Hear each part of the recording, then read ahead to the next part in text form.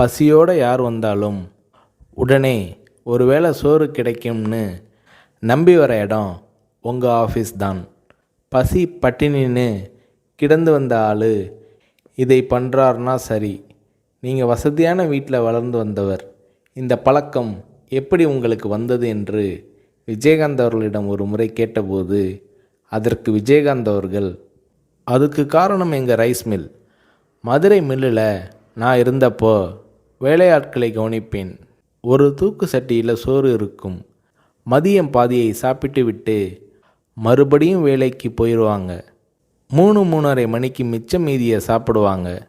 எனக்கு வர சாப்பாட்டு பாத்திரங்களை கழுவுவதற்கு போட்டியே இருக்கும். காரணம், அதில் பாதி சாப்பாடு மிச்சம் இருக்கும். உலகத்தில் பெரிய கொடுமை பசி கொடுமை தான். வயிறு காஞ்சி வந்து நின்றவனுக்கு என்ன சொன்னாலும் ஏறாது. தவிர பெரியவங்க சொல்லுவாங்க, மனுஷனுக்கு எது கொடுத்தாலும் எவ்வளவு கொடுத்தாலும் பத்தாது, வேணும் வேணும் என்று தான் கேட்பான். அவன் போதும்னு சொல்கிற ஒரே விஷயம் சோறு மட்டும்தான்னு சொல்லுவாங்க. அது என் மனசில் பதிஞ்ச விஷயம். என்னால் கொடுக்க முடியுது, செய்கிறேன்.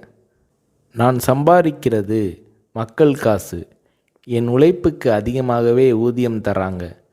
அதில் ஒரு பகுதியை படிப்பு அது இதுன்னு அவங்க உதவிக்காக செலவழிக்கிறது என்னோட பொறுப்பு என்கிறார் விஜயகாந்த்.